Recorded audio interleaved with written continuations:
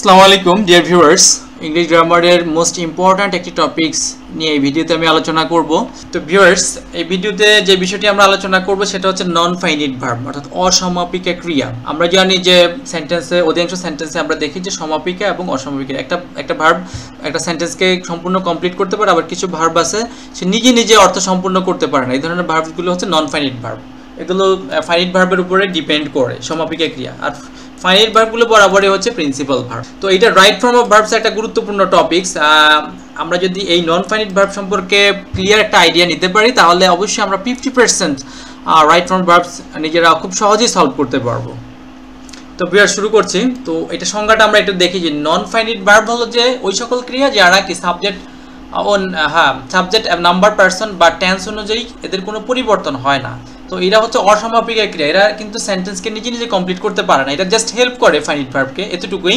এগুলো সাধারণত noun, adjective এবং অ্যাডভার্ব হিসাবে ব্যবহৃত হয়। এই যেখানে লেখা আছে এবং বাক্যের মূল ভার্ব হয় না, এরা কখনোই ভার্বের প্রিন্সিপাল ভার্ব হিসাবে বাক্যের প্রিন্সিপাল ভার্ব হিসাবে ব্যবহৃত হয় না। তো আমরা ফাইনাইট ভার্ব কোনগুলো? ফাইনাইট ভার্ব হচ্ছে প্রিন্সিপাল ভার্ব যেগুলো টেন্স, সাবজেক্ট, নাম্বার এগুলো অনুযায়ী পরিবর্তন হয়, কিছুটা পরিবর্তন হয়, সেটাই হচ্ছে কি সেগুলি হচ্ছে ফাইনাইট ভার্ব। ওকে, তো এইটার কিছু বৈশিষ্ট্য আছে ভিউয়ার্স। আমরা বলি যে এই যেখানে এই নন ফাইনাইট ভার্ব মূলত হচ্ছে কিসের, এটা নাউন, অ্যাডজেক্টিভ বা অ্যাডভার্ব হিসাবে কাজ করে, ভূমিকা রাখে, আর এটা কখন মূল ভার্ব হয় না। এইটার তিনটা প্রকার আছে এই নন ফাইনাইট ভার্ব। একটাকে বলা হয় ইনফিনিটিভ, আরেকটাকে বলা হয় জিরান্ড, আরেকটা বলা হয় পার্টিসিপল। তো এই তিনটা সম্পর্কে যদি আমরা ক্লিয়ার একটা আইডিয়া নিতে পারি তাহলে অবশ্যই আমরা রাইট ফর্ম অফ ভার্ব খুব সহজে সলভ করতে পারবো। তো ভিউয়ার দেখতে থাকুন। আচ্ছা, প্রকারভেদে প্রথমে হচ্ছে ইনফিনিটিভ। ইনফিনিটিভটা কি? এইটা বলা হচ্ছে যে টু প্লাস ভার্বের প্রেজেন্ট ফর্ম। ইনফিনিটিভটা হচ্ছে এইটা। এখন কখন এই ইনফিনিটিভগুলো ব্যবহার করা হয় আমরা একটু সহজেই বুঝে নিই। ইনফিনিটিভ তখনই হয় ভবিষ্যতে কিছু ঘটবে, উদ্দেশ্য বুঝালে, মানে ভবিষ্যতে একটা উদ্দেশ্য আছে যে আমি সেটা করবো, শিখবো, করবো, খেলবো, এই ধরনের ক্ষেত্রে আমরা ইনফিনিটিভ করব। তো এটা নাউন হিসাবে ব্যবহৃত হয়, অ্যাডজেক্টিভ হিসাবে ব্যবহৃত হয় এবং অ্যাডভার্ব হিসাবে ব্যবহৃত হয়। নাউন হিসাবে কীভাবে? আমরা জানি সাবজেক্টের জায়গায় যখন বসবে তখন নাউন হিসাবে ব্যবহৃত হবে, যেমন টু রিড ইজ প্লেজেন্ট, মানে পড়া আনন্দদায়ক, এইটাই বোঝাচ্ছে। তো এটা তো নাউনের সাবজেক্টের জায়গায় বসছে, তো নিশ্চয়ই এটা নাউন হিসাবে কাজ করতেছে। এটা নাউন না, বাট নাউন হিসাবে কাজ করতেছে, যার ফলে এটাকে আমরা নাউন বলি। ওকে, তারপর অবজেক্ট হিসাবে যেমন to go, I want to go, আমি কি চাই, কি দ্বারা বা কাকে দ্বারা প্রশ্ন করলে যা পাওয়া যায় সেটা তো অবজেক্ট। তো আমি চাই যেতে, মানে আই ওয়ান্ট টু গো, আমি যেতে চাই। তাহলে এই টু গোটা কি হলো? টু গোটা হচ্ছে আমাদের অবজেক্ট, আর এইটা হচ্ছে আমাদের এখানে সাবজেক্টের জায়গা। তো দুইটা নাউন হিসাবে ব্যবহৃত হচ্ছে। Adjective, I have a book to read.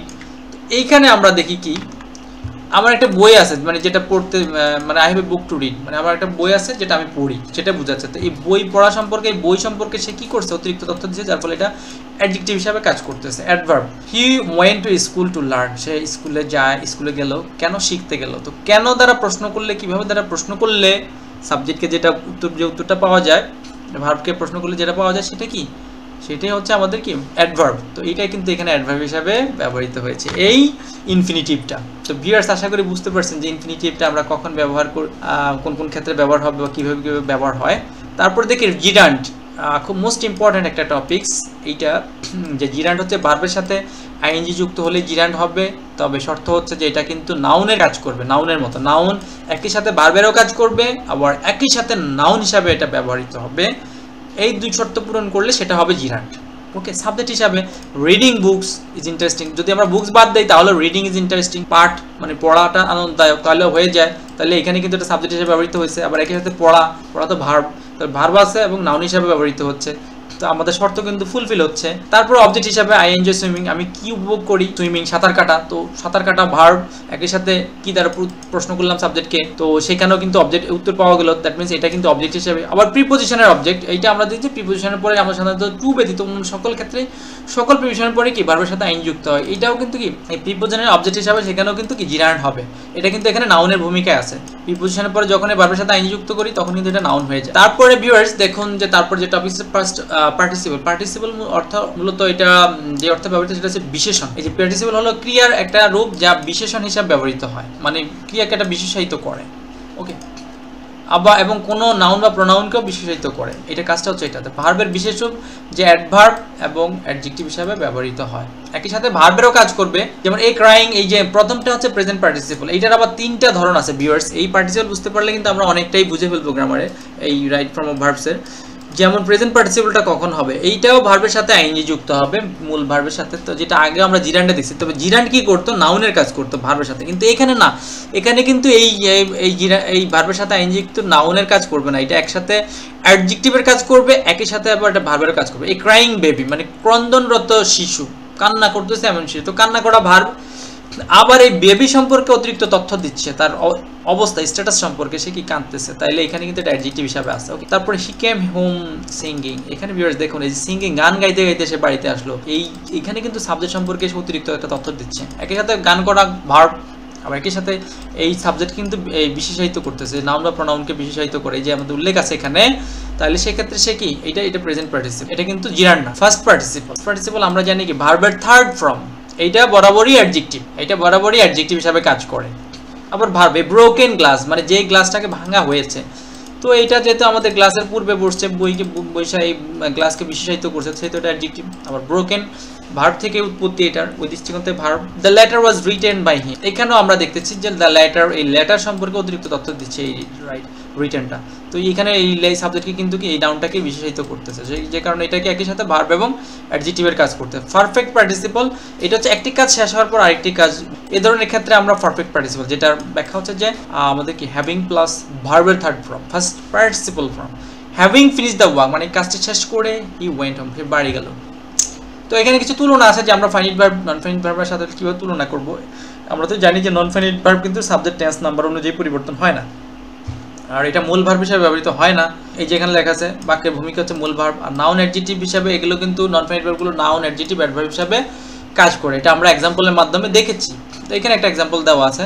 তো সবচেয়ে আরেকটা মোস্ট ইম্পর্ট্যান্ট টপিকস হচ্ছে ভিউয়ার্স, সেটা হচ্ছে ইনফিনিটিভ ভার্সেস জিরান্ড। আসলে এই দুটার মধ্যে যে আমাদের দ্বিধা আছে, দ্বন্দ্ব আছে, সেটা আমরা একটু বোঝার চেষ্টা করব।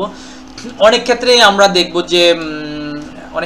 দেখব যে একই ভার্বের পরে আমরা জিরান্ডা ব্যবহার করছি, আমরা ইনফিনিটিভ ব্যবহার করছি। তো ইনফিনিটিভটা ভিউয়ার্স আগে আবার একটু বলি, ইনফিনিটিভ মূলত ফিউচারে কোনো কাজ ঘটবে উদ্দেশ্য বুঝালে তখন কিন্তু ইনফিনিটিভটা হয়।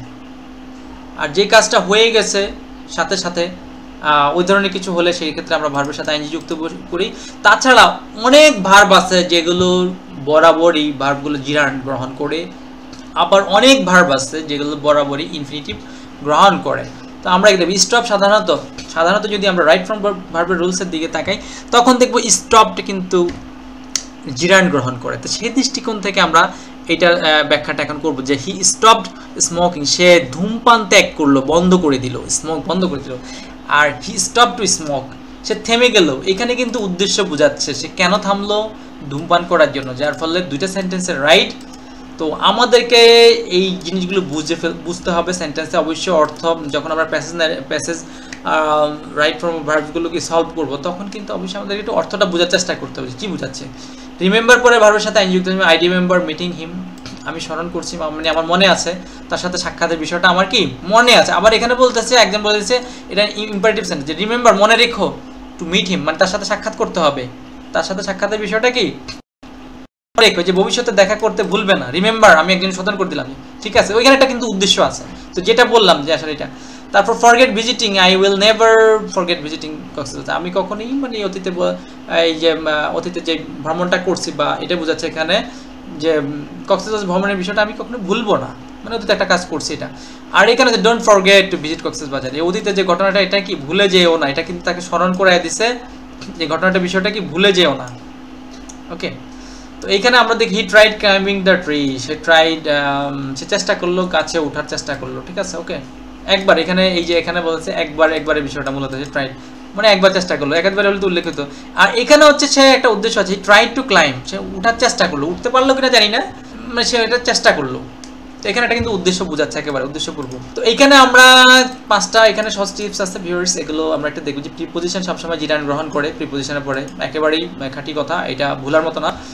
আর সাম ভার্ব আছে, কিছু ভার্ব আছে, এটা আমাদেরকে খুঁজে বের করে বই দেখে নির্ণয় করতে হবে যে কোন কোন ভার্বগুলো ইনফিনিটিভ গ্রহণ করে। যেমন অলওয়েজ ইনফিনিটিভ, এই যে এখানে promise, decide, hope, want, always accept infinitive verbs. Okay, some verbs accept এটা গ্রহণ করে কি জিরান্ড, সাম ভার্বস টেক জিরান্ড। এখানে দেখি আমরা এনজয়, ফিশিং, এবার যেটা উপরে আমরা এনজয় ব্যবহার করলাম, দেখলাম যে এগুলো কিন্তু জেরান্ড ব্যবহার করে। তবে যদি আমরা ওইরকম দেখি উদ্দেশ্য থাকে ওইরকম ওই সকল ক্ষেত্রে অবশ্যই আমরা এটা বিবেচনা করতে হবে আমাদেরকে। আবার অ্যাডজেক্টিভের পরে সাধারণত ইনফিনিটিভ হয়, এটা একটা রুলস। ওকে, তারপর আছে দুইটা কাজ যদি সংগঠিত হয় তাহলে আমরা অবশ্যই একটা কাজ শুরু মানে একটা কাজ শেষ আর একটা কাজ শুরু, এই ধরনের ক্ষেত্রে আমরা এই যে আমাদের যে পারফেক্ট পার্টিসিপল আছে হ্যাভিং প্লাস ভার্বের ফার্স্ট পার্টিসিপল আমরা কিন্তু এটা ব্যবহার করতে পারি। ঠিক আছে, তো ভিউয়ার্স আশা করি এই রুলসগুলো এই নন ফাইনিটিভ ভার্ব এটা আমাদেরকে এড়িয়ে যাওয়ার কোনো সুযোগ নাই। Finite verb non finite verb কোনোটা এড়িয়ে যাওয়ার সুযোগ নেই।